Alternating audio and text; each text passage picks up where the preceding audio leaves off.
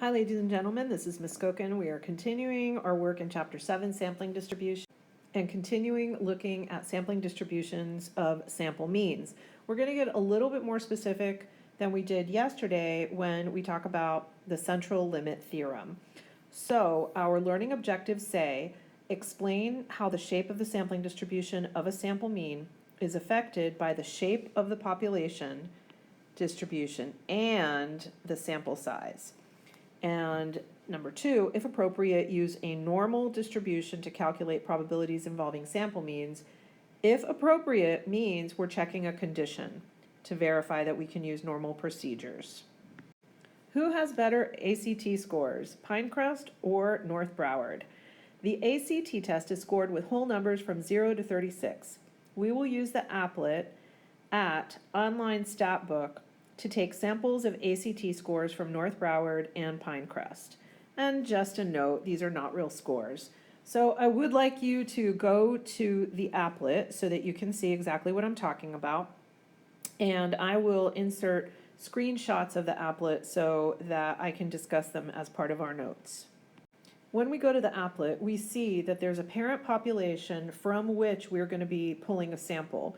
The mean of the parent population is 16, the median is 16. That makes sense because we know it's a symmetric, approximately normal distribution. And the standard deviation is 5.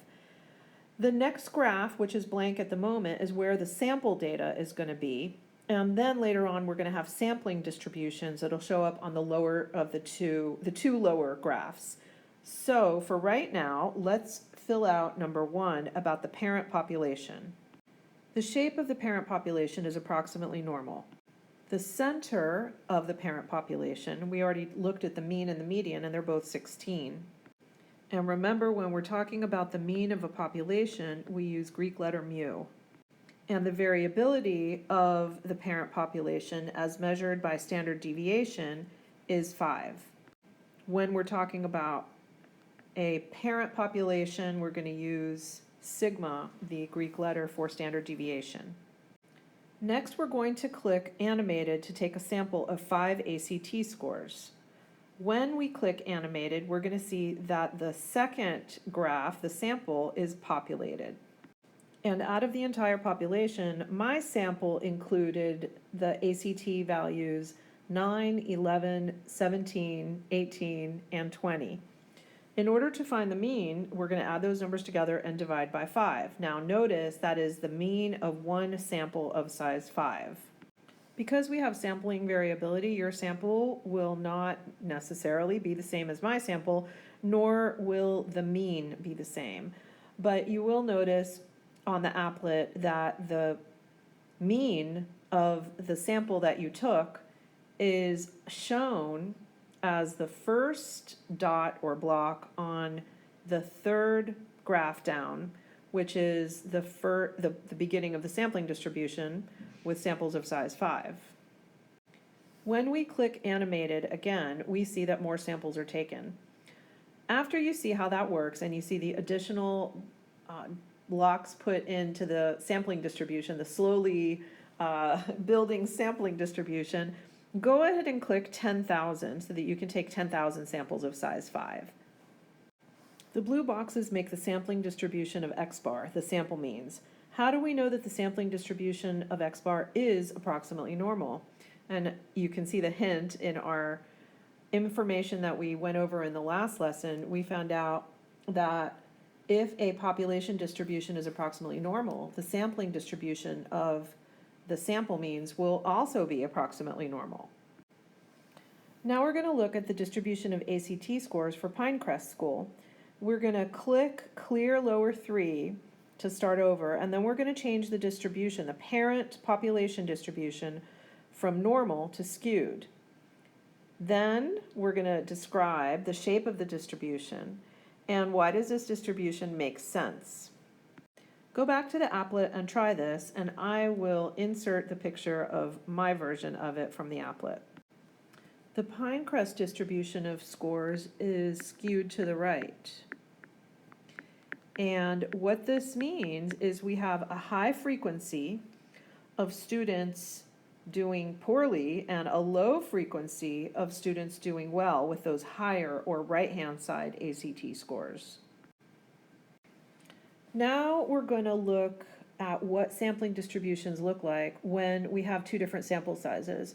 So knowing that we have a right-skewed parent population, we're going to change the two bottom drop-down menus for the two bottom graphs to mean. And the first one we're going to show as sample size of 2. The second one we're going to show as sample size of 25. Then we're going to click 10,000 to take 10,000 samples of each.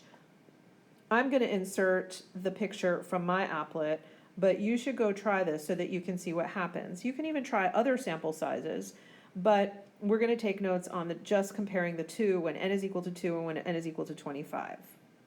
When the sample size is 2, we can see that the sampling distribution of the sample means still looks skewed right, but not as strongly skewed right as the population was. When the sample size increases to 25, though, we see that the shape of the sampling distribution really changes significantly and it looks approximately normal, even though the parent population was strongly skewed right. And we find that the shape of a sampling distribution will be approximately normal as long as the sample size is large enough. And large enough ends up being at least 30. Now we know when we did a sampling distribution with a sample size of 25, we got a very narrow, approximately normal sampling distribution, but officially we're going to use 30 as our go-to number because regardless of how not normal the parent population is, once we hit that number, that at least 30 of a sample size, we find that the sampling distribution will be approximately normal. On the left-hand side of our box of important information, we have learning target number 1 about the central limit theorem, which says the sampling distribution of x bar is approximately normal when the sample size is large enough or sufficiently large or large. So we'll see it all different ways described in our textbook, but that means we're checking to make sure that the sample size for our sampling distribution is 30 or more. Then, when we're calculating normal probabilities, we always sketch and shade. We define the normal distribution from the mean and the standard deviation of our sampling distribution of the sample means. We calculate the z-score, and then we use either table A or normal CDF to calculate the probabilities. Remember that if you use normal CDF, you need to indicate what the lower limit, upper limit, mean, and standard deviation are that you're inputting into the calculator. And it makes it much easier if you sketch and shade, not only for you to figure out what to put into normal CDF, but also for the grader to make sure that you understand what you're supposed to understand. This brings us to your check for understanding problems. And I am going to recommend that you practice this one before you look. If there's something that you're unsure of how to do, I'm going to post these online.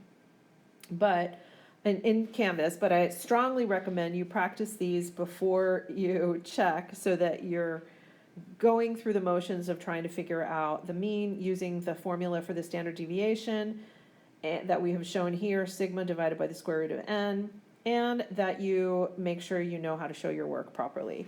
So I will see you back in class.